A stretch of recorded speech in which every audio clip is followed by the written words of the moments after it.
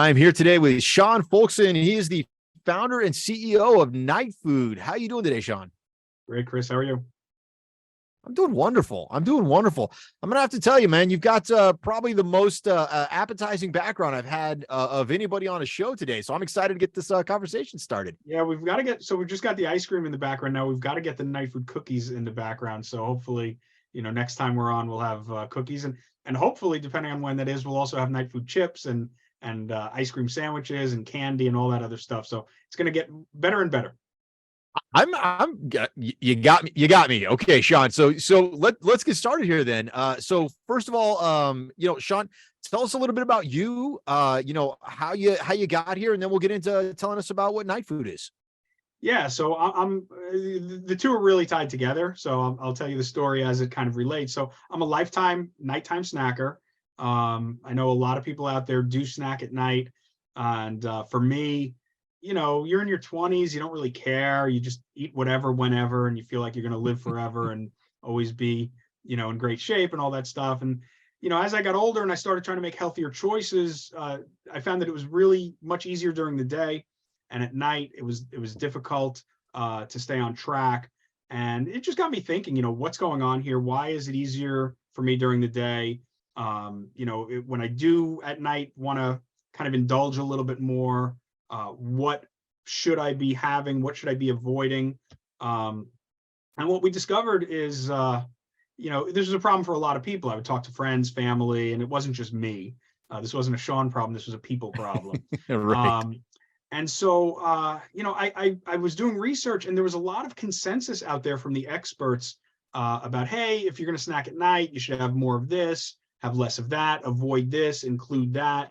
So there was a lot of consensus and there was a lot of expert opinion, but there was no products. There was nothing that I could just buy and keep in my pantry and reach for when those cravings hit. And I thought there was an opportunity because I think that, the advice of, cooking up asparagus wrapped in, you'd see recipes like, hey, when you get those late night cravings, have this. And it's like, that doesn't sound appealing. I don't want to get up, you're watching TV, you want to get up and start cooking.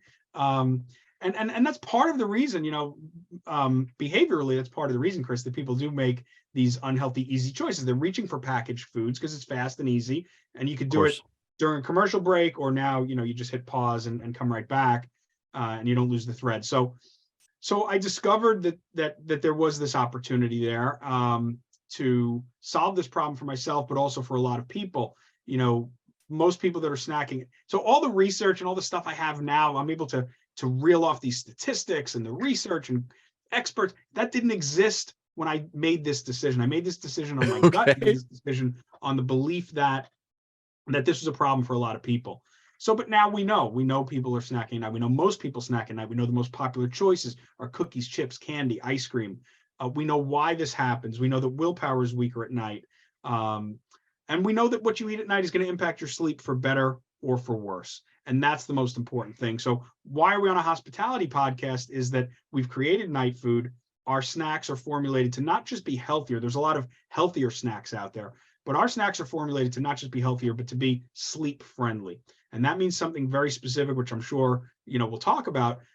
But because of the sleep-friendly nature of what we're doing, what we found is that in the hotel space, where those lobby shops now exist, 10, 12 years ago, most hotels didn't have these shops. They had a vending machine on the 4th floor across from the ice maker, right? But now they've got lobby shops, they've got big selections, a lot of them have freezers, and we know that what you eat at night is so important to your sleep. And so we are rolling into the hotel space. That's our focus. We know that there's opportunity there. People are traveling. It's hard enough sometimes to sleep in a new place, in a new bed after you're, got off the plane, been traveling all day.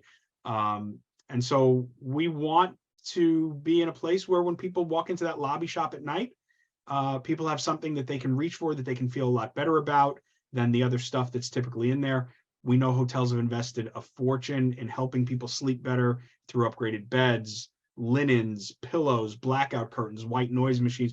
And then when you walk into that lobby shop, if all they have is Haagen-Dazs and Twizzlers and Klondike bars and Cheetos, the stuff that's high in fat, high in sugar, that can be very disruptive. So that's the problem that we're solving for the hotels, and that's how we got where we are today. So I think that's really interesting. And so, for me, just from being a visual person, right? Like for those listening right now, Sean's background is like 1, 2, 3, 4, 5, 6 tubs of ice cream behind him. And so as I'm a visual person, right, and I see ice cream, uh, tell me how that becomes sleep friendly. Tell me what goes into that to make it sleep friendly. Yeah.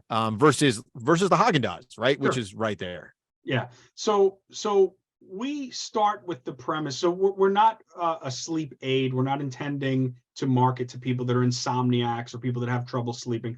Our audience and our market are people that are snacking at night anyway. And so we have a team of sleep and nutrition experts. People can go on our website and see, we've attracted some of the brightest and most influential minds in the world, really, with regarding sleep. And so we start with the premise of not, should you or shouldn't you snack at night, or even should you or shouldn't you eat ice cream if you're going to snack at night. It's if you are going to eat ice cream at night, what should it have more of? What should it have less of? And from that perspective, it's really it's not difficult, and there's nobody that would argue with it. So what it means to us to be sleep friendly from a nutritional perspective is, first of all, less fat, less sugar, fewer calories. Okay, those things are bad. Those things can be sleep disruptive. You don't want to overly tax your digestive system if you're going to be snacking at night, and you don't want your blood sugar to be going crazy, and then the insulin response that comes, that kills sleep quality. Okay, so again, less fat, less sugar, fewer calories in night food. Then we have much more protein. We have prebiotic fiber, which is very good for sleep, as well as micronutrients, vitamins, minerals. So we add calcium, magnesium, zinc, vitamin B6, and these are things that can all be helpful and supportive. But again, what we're talking about is sleep hygiene. It's not a sleep aid. People shouldn't do everything wrong and then have some night food ice cream and think they're going to go to sleep like, have the best night of sleep ever. And in fact, people can do the same thing 10 nights in a row or 10 days in a row, wake up the same time, get the same amount of exercise, eat the same meals, breakfast, lunch, dinner, same screen time. You're going to sleep differently every single night. Okay, it's a very dynamic process.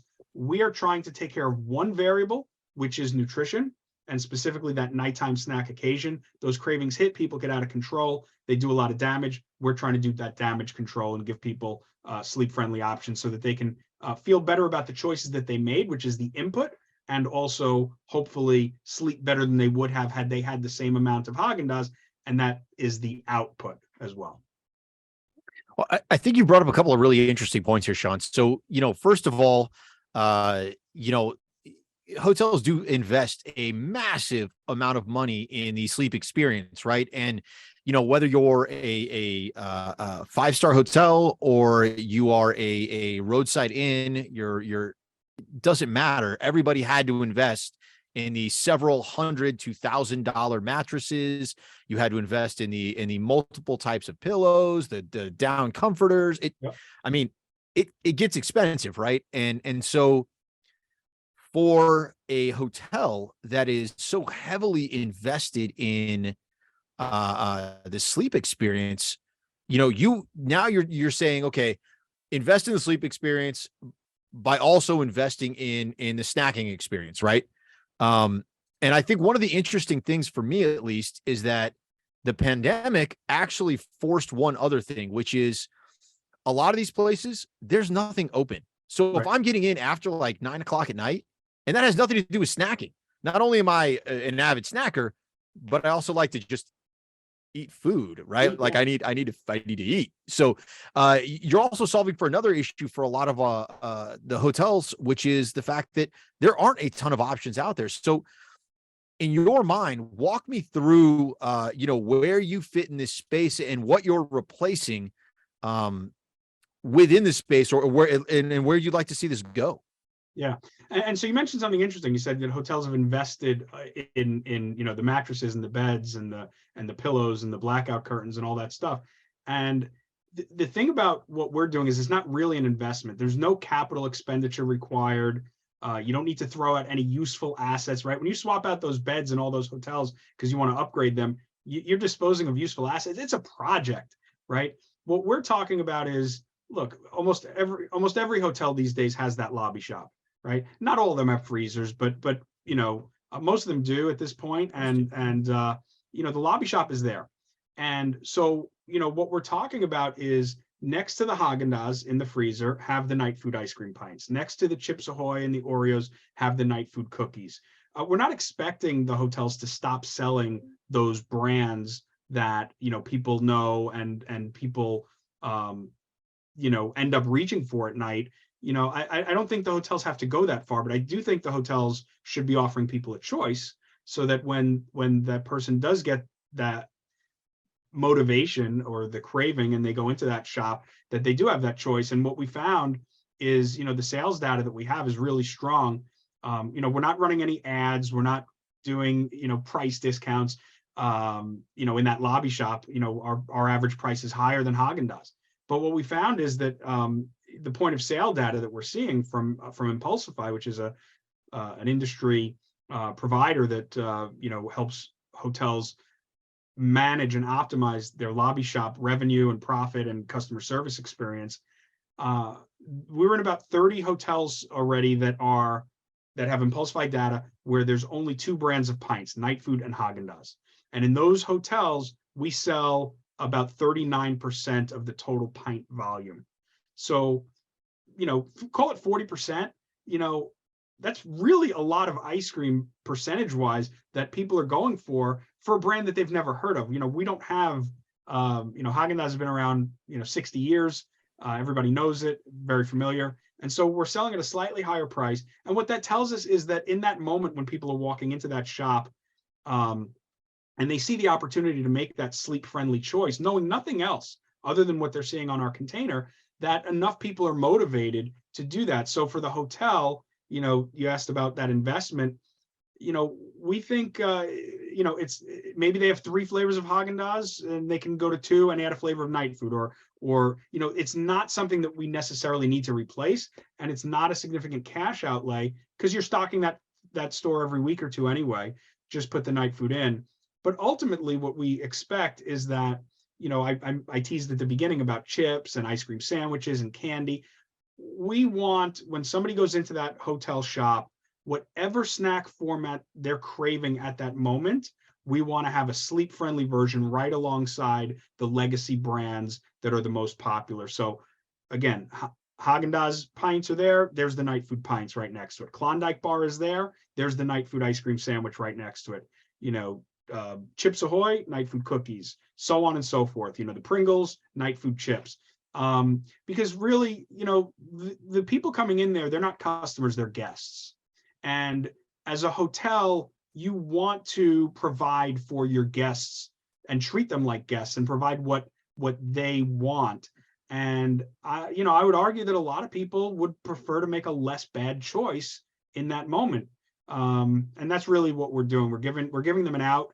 And I think the hotels, I think we're going to break the ice here in 2023. We're already in a few hundred hotels. We're working with some of the largest hospitality companies in the world.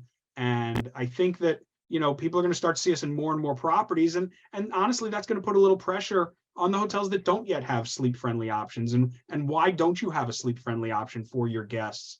So that's kind of what we see, the roadmap looking like. So, let's make this super simple for people, right? If I am a hotel, I am bringing you in, I'm looking for a differentiator, right? That's why you're there. I'm looking for a differentiator, right? So give me the USP, the unique selling proposition for you versus somebody else, or give me something that I can sell to a guest, a meeting planner, somebody, that uses your product as a cornerstone for that. Well, look, I always thought that, the hotels can say to their guests, look, we've got the best, the best beds. We've got white noise machines in the rooms. We've got blackout curtains. And if you find yourself a little hungry at night, we've even got sleep-friendly snacks. Okay. We've thought of everything. We are on top of it at every single touch point. And so, to me, the hotels have an opportunity to do that. And certainly the first one, has the opportunity to know that they led the way on that. I don't think that I don't really necessarily expect the hotels to make it a differentiation point for very long, because I do think with the wellness trend that's sweeping through the industry, and the lack of friction, right? How easy it is to add night food in. I do think that, once we get to that critical mass, it's no longer going to be a differentiator. It's going to be table stakes, right? Having sleep friendly snacks. I don't know how a hotel can justify when they say, well, yes, we have a lobby shop. Yes, we have it stocked with the Twizzlers and the Klondike bars. We've heard of night food, but we don't have it yet. Well, why not? Like, what is the reason? What's the, how do you justify not having sleep friendly choices when you're in the sleep business? So I think that, to answer your question about the hotels putting it forward as a differentiator, if we do this the way I think it's going to happen, it won't be a differentiator for very long, because we want to become kind of the industry standard. Like, how can you be a hotel, be in the sleep business, sell snacks, and choose to not have sleep friendly choices? So the idea of being a differentiator hopefully will not last very long if we do this right. I like it. I like it. So how are you arming the desk agents, right? Like, with information on this, do you have a package rolled out? Because I'm assuming somebody's going to say, oh, night food. Yeah, what is this? Right. It's somebody's gonna have to say something. Yeah, it's a great question. So, the packaging does, as far as we can tell, the packaging is doing most of the heavy lifting.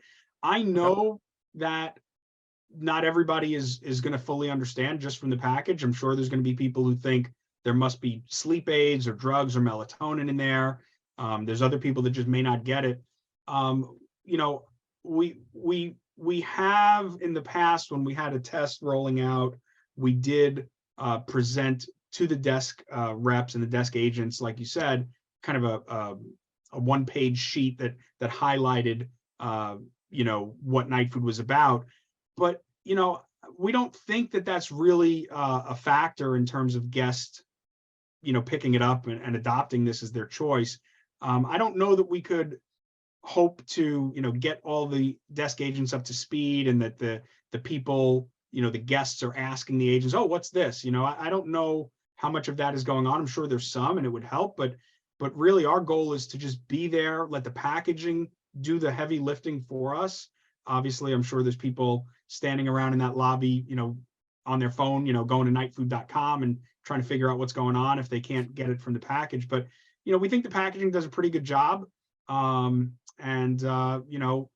again, hopefully, as we become more and more common, people will understand. But there's really not been any thought to trying to get that desk agent up to speed necessarily.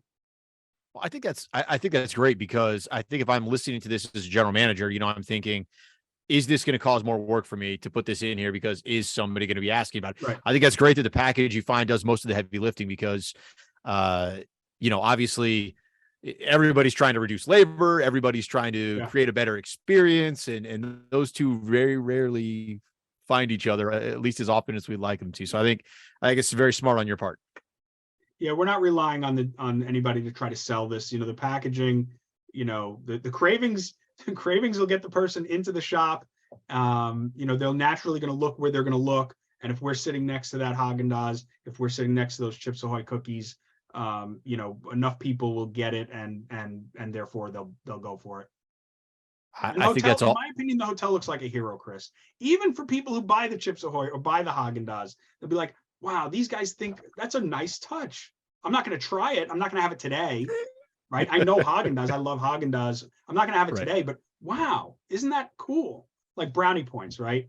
It's a great halo, I think. And, the fact that we sell so well and we can command a slightly higher price, that's just bonus time. But really, it's about doing the right thing by the guest. When honestly, the guest is super vulnerable. When you think about it, these cravings, that guest is really vulnerable when they walk into that shop at night. They're most likely about to make a bad choice, and it's a choice that's going to negatively impact their sleep and how they feel about themselves. Our research tells us that people feel guilty and they feel out of control about their nighttime snacking. And if you're not at least offering them healthier choices, whether they grab it or not, it's just not a positive experience for them. And it reflects. Yeah, I do. And I think that everybody is like you said, the wellness trend is I wouldn't say it's sweeping the nation, right? Because like everybody's been talking about this for a while now. However, I think, as your product is pointing out here, and as you've pointed out, it's not just exercise. You can't just have a fancy fitness center. Now Right. it's the sleep, it's the nutrition, it's the combination of the three, and then whatever the next trend is going to be. Because let's face it, wellness when you travel is a very hard thing to attain and a very hard thing to achieve. It's inherently a very difficult thing to do, especially if you're on the road doing it and you're not doing it for fun. I love this product. I love where you're at right now. As we wrap up here, one of the questions I kind of want to ask, I mean, you're a vendor for hospitality, right? Mhm. Yeah. But I'm assuming you're a guest, right? Like Many I'm times. assuming you travel, right? Yeah. All right. Many So, times. what kind of advice do you have for the industry as a guest? Kind of playing this forward, because I think everybody would be really interested in that. I think it's just, if there are easy ways, put yourself in the shoes of the guest. And if there are easy ways to kind of delight, I guess a significant enough portion of people, then go for it. I think that, I've spoken to, when I travel, I travel with Nightfood cookies, and, it's hard to travel with ice cream. But I travel with the cookies, and I speak to the, desk agents, or, whoever the decision maker might be on the snacks. And I say, hey, you guys should put these in. Who makes the decisions and how do you decide? And I think for a lot of people, the response I get is, well, how will it sell? How will it sell? And that's fine. I mean, we have sales data, which is great, but I think that, how much is enough? If we sold 20% of the volume, 25, 30%, that's enough people. There's a significant number of people that are being delighted. So putting yourself in the guest shoes, and having the option. I know this is very Nightfood specific. I don't, I'm It's not, okay. Yeah. No. my hospitality industry experiences. I used to be a manager at Enterprise Rent a Car and Hertz. So it's kind of on a tangent as well. But the same thing applies. I mean, put yourself in the shoes of the people that you're serving. And, I think if you do that in anything in this world, really, it makes things easier for everybody and gets a better result. Well, I think that's phenomenal advice. And I mean, people stay at hotels to literally go to sleep. I mean, they need a room for the night to sleep in. So, I think this is a great product. I'm excited to start seeing it in properties Yeah. I travel in. Excited to try it myself. I'm a nighttime snacker as well. And so, Sean, I wish you the best on this product. If people want to learn more about Nightfood, where are they going? Yeah, so nightfood.com is the easiest thing in the world. Just pop right over there, just like it sounds, NIGHTFOOD. And you can learn more about our products, learn about our team of sleep experts, and, what problem we're solving and how we're going about it. And if people want to connect with you, Sean, where are they going? Best thing is LinkedIn. I think the only Sean Folkson in the world. So that makes Nice. it pretty easy to find me there, or Sean@nightfood.com. Love it. It's nice when you can say you're the only one of the only people with that name on LinkedIn. Yeah. That is pretty clutch there, Sean. I like that. Well, Oh, Sean, thank you so I much. got to I thank my wish you the parents for best, that one. man. Ah, there you go. There you go. Well, I wish you the best, Sean. Thank you very much, and we'll have you on again in the future. Thanks, Chris. A lot of fun. All right, appreciate it.